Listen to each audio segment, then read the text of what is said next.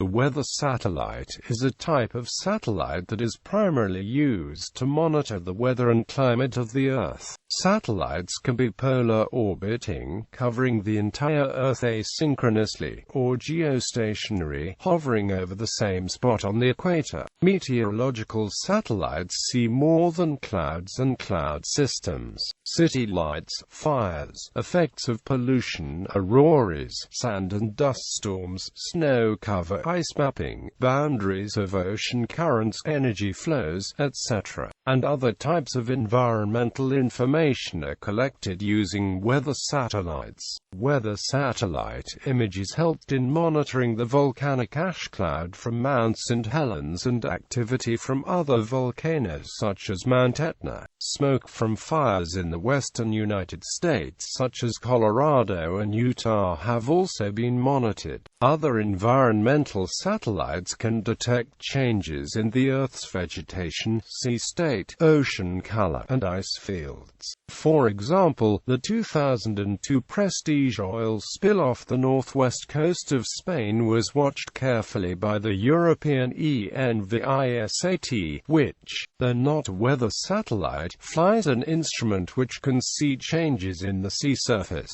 El Niño and its effects on weather are monitored daily from satellite images. The Antarctic ozone hole is mapped from weather satellite data. Collectively, weather satellites flown by the U.S., Europe, India, China, Russia, and Japan provide nearly continuous observations for a global weather watch. History. As early as 1946, the idea of cameras in orbit to observe the weather was being developed. This was due to sparse data observation coverage and the expensive use in cloud cameras on rockets. By 1958, the early prototypes for TROS and Vanguard were created. The first weather satellite, Vanguard 2, was launched on February 17, 1959.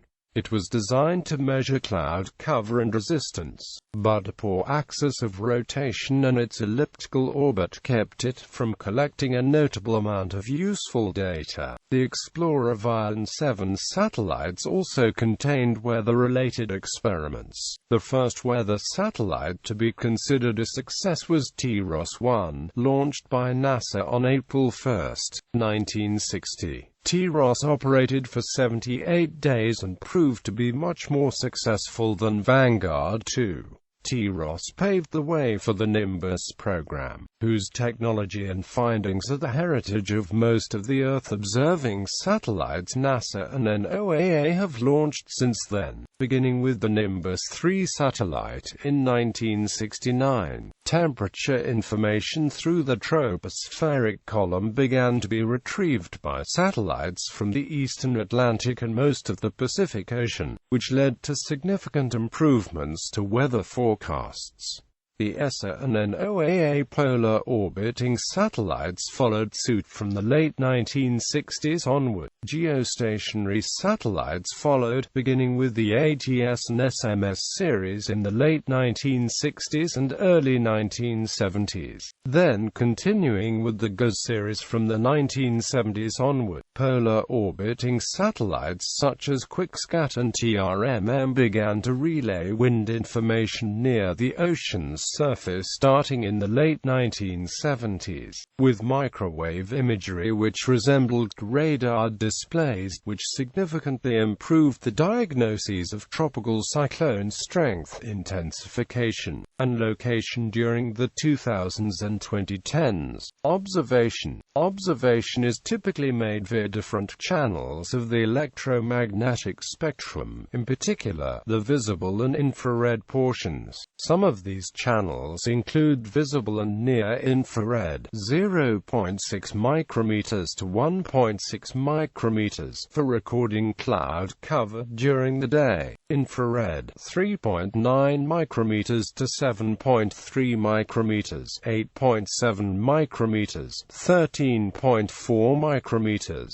Visible spectrum. Visible light images from weather satellites during local daylight hours are easy to interpret even by the average person. Clouds. Cloud systems such as fronts and tropical storms, lakes, forests, mountains, snow, ice, fires, and pollution such as smoke, smog, dust and haze are readily apparent. Even wind can be determined by cloud patterns, alignments and movement from successive photos. Infrared spectrum. The thermal or infrared images recorded by sensors called scanning radiometers enable a trained analyst to determine cloud heights and types, to calculate land and surface water temperatures, and to locate ocean surface features. Infrared satellite imagery can be used effectively for tropical cyclones with a visible light pattern, using the Dvorak technique, where the difference between the temperature of the warm and the surrounding cold cloud tops can be used to determine its intensity. Infrared pictures depict ocean eddies of vortices and map currents such as the Gulf Stream, which are valuable to the shipping industry. Fishermen and farmers are interested in knowing land and water temperatures to protect their crops against frost or increase the catch from the sea. Even El Niño phenomena can be spotted. Using color-digitized techniques, the gray-shaded thermal images can be converted to color for easier identification of desired information. Types. Each meteorological satellite is designed to use one of two different classes of orbit: geostationary and polar orbiting. Geostationary weather satellites orbit the Earth above the equator at altitudes of 35,880 kilometers. Because of this orbit, they remain stationary with respect to the rotating Earth and thus can record or transmit images of the entire hemisphere below continuously with the visible light and infrared sensors. The news media use the geostationary photos in the daily weather presentation as single images are made into movie loops. These are also available on the city forecast pages of NOAA. Gov. Several geostationary meteorological spacecraft are in operation. The United States has 3 in operation: GOES-12, GOES-13, and GOES-15. GOES-12, previously designated GOES East and now used for South America, is located at 60 degrees west. GOES-13 took over the role of GOES East on April 14, 2010 and is located at 75 degrees west. GOES-11 was GOES West over the eastern Pacific Ocean until it was decommissioned December 2011 and replaced by GOES-15.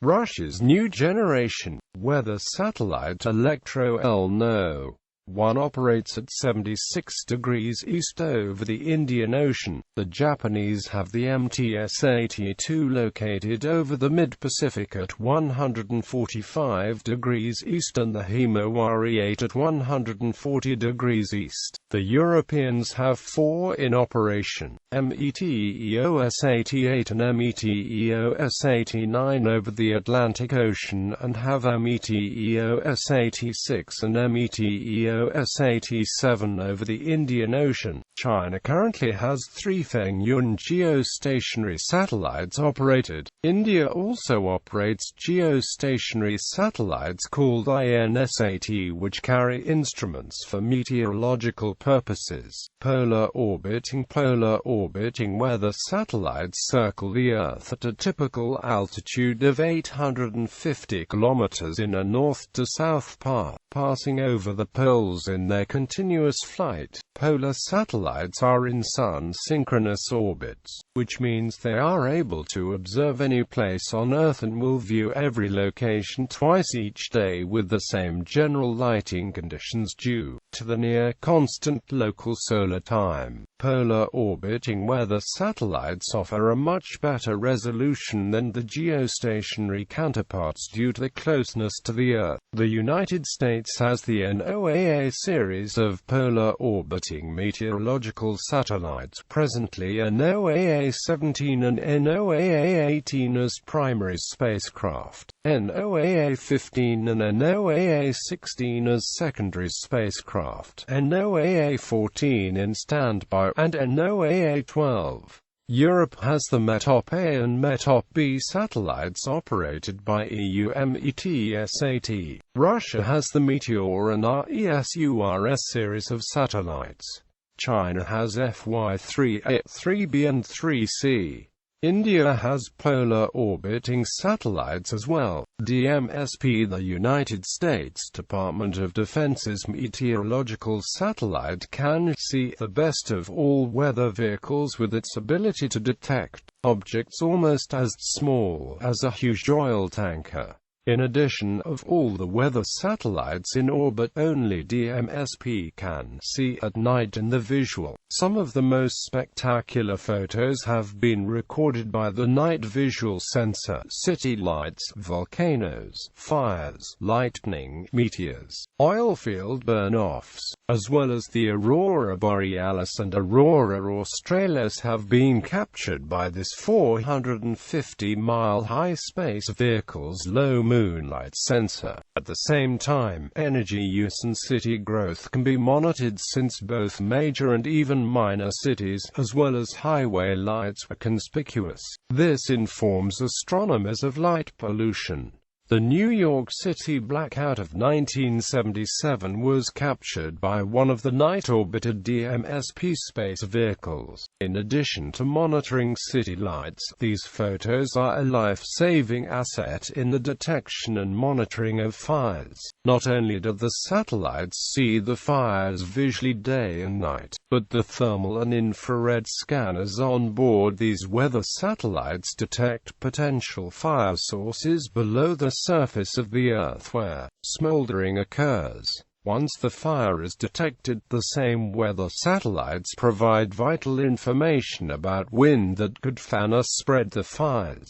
These same cloud photos from space tell the firefighter when it will rain. Some of the most dramatic photos showed the 600 Kuwaiti oil fires that the fleeing army of Iraq started on February 23, 1991. The night photos showed huge flashes, far outstripping the glow of large populated areas. The fires consumed millions of gallons of oil. The last was doused on November 6, 1991. Users. Snowfield monitoring, especially in the Sierra Nevada, can be helpful to the hydrologist, keeping track of available snowpack for runoff vital to the watersheds of the western United States. This information is gleaned from existing satellites of all agencies of the U.S. government. Ice flows, packs and bergs can also be located and tracked from weather spacecraft. Even pollution, whether it is nature-made or man-made, can be pinpointed. The visual and infrared photos show effects of pollution from the respective areas over the entire Earth. Aircraft and rocket pollution, as well as condensation trails, can also be spotted. The ocean current and low-level wind information gleaned from the space photos can help predict oceanic oil spill coverage and movement. Almost every summer, sand and dust from the Sahara Desert in Africa drifts across the equatorial regions of the Atlantic Ocean. East photos enable meteorologists to observe, track and forecast this sand cloud, in addition to reducing visibilities and causing respiratory problems. Sand clouds suppress hurricane formation by modifying the solar radiation balance of the tropics. Other dust storms in Asia and mainland China are common and easy to spot and monitor, with recent examples of dust moving across the Pacific Ocean and reaching North America. In remote areas of the world with few local observers, fires could rage out of control for days or even weeks and consume millions of acres before authorities are alerted. Weather satellites can be a tremendous asset in such situations. Nighttime photos also show the burn-off in gas and oil fields. Atmospheric temperature and moisture profiles have been taken by weather satellites since 1969.